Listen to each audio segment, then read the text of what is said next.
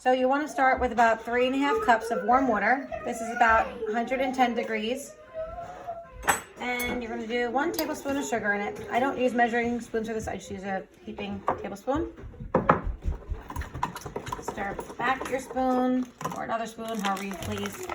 Then I use this instant yeast. I get this from Restaurant Depot also.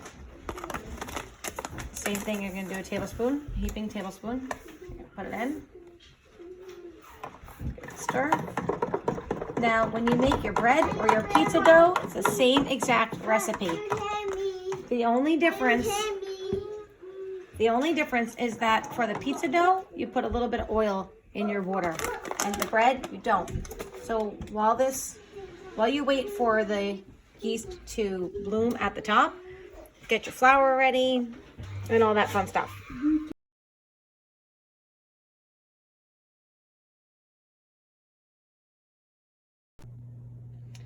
When making bread, you definitely want to have bread flour. So this is premium high gluten flour. We get this from Restaurant Depot. It's probably $20-some for a 50-pound bag, but we use it for like every type of bread we want to make. So one of the things that Dad or Grandpa always used when he made bread was this little scooper, and this was his big, favorite little thing to use. So it's a 2.5 cup scoop. I got mine at Big Lots, which is exactly the same kind that Dad or Grandpa used. And what he did was basically he would scoop up the flour. He would kind of fluff it up like this. Bring it up, shake it down.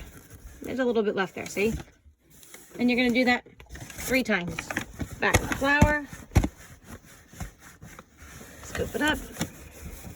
Shake it down. That's 2. 1 more time.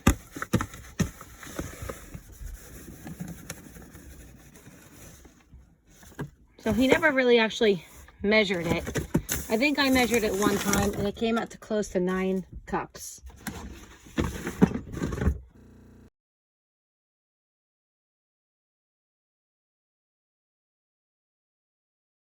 So it's been about 9 minutes and it's all bubbly now. You don't have to let it sit for 9 minutes. You could check it after 5 or whatever, but I walked away and came back and noticed it's been 9 minutes. And you can see it's got a nice little head to the yeast. But while it's doing that, you get your flour ready. In the flour, you're going to want to put a tablespoon of salt. I just use regular table salt. And again,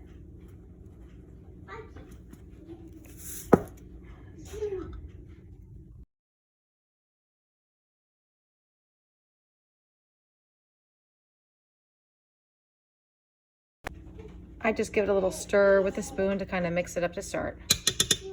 Put your hook on. And pour your water, yeast, sugar, everything into there. And you're going to let it mix.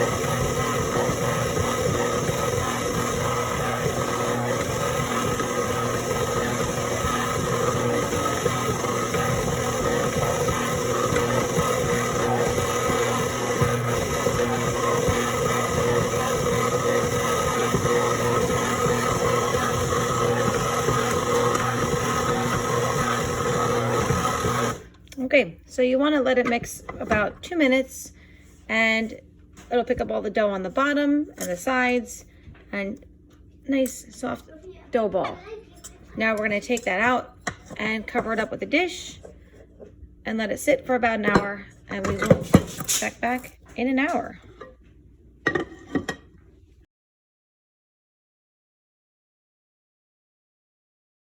Okay, so it's been about an hour and our bread has risen, our dough has risen very nicely. If you don't have time to work with it when it's risen, just punch it down and put it back under the plate to raise for a little bit longer. So now we want to shape it into 3 loaves. So you have your bench scraper, and do your best to kind of eyeball it. If you want, you can get your scale and measure out and see how it works. So that's 1.12.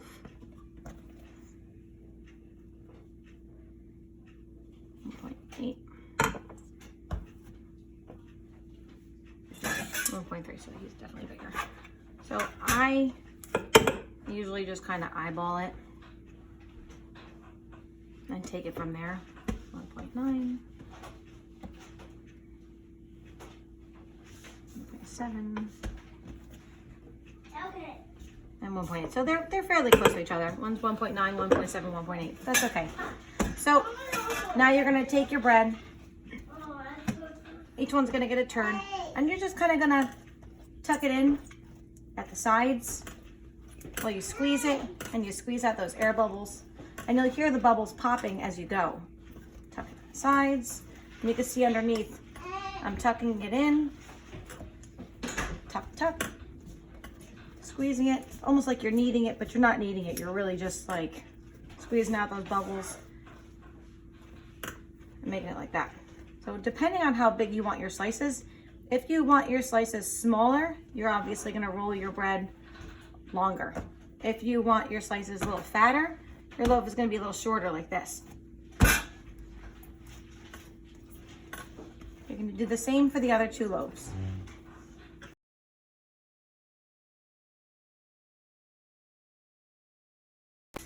Okay, so I'm just finishing up the last loaf here, and after you squeeze it and you make it the shape you want it, you kind of roll it a little bit, you play with it, you get it just right.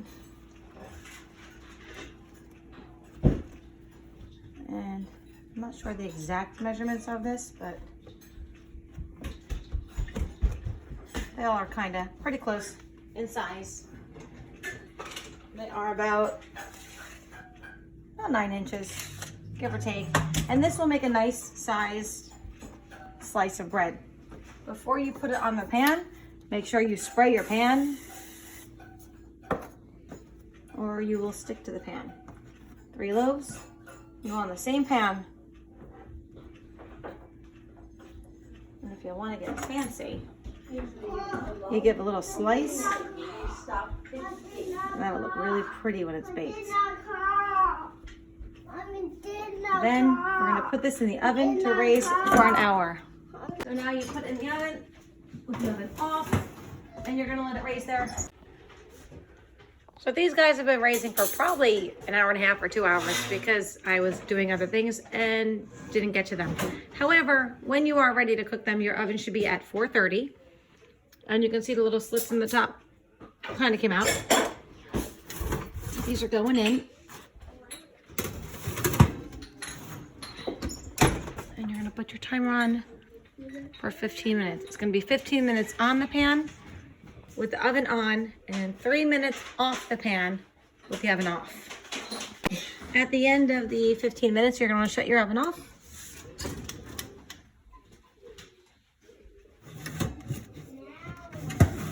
Shake the pan off. Leave the pan up top. Close the bread.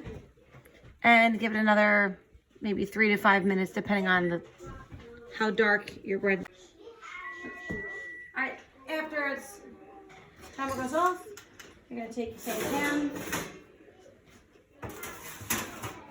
underneath, take them out, put them on your cooling rack.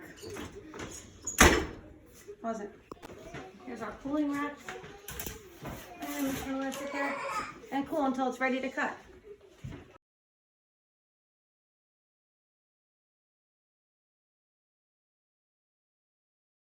So now, once it's cooled, or whenever you get a chance, I like to cut the bread. If you wait until the next morning, you're gonna have definitely a harder crust on your bread, if that's what you like. I like a little bit softer, so I like to cut it the same day.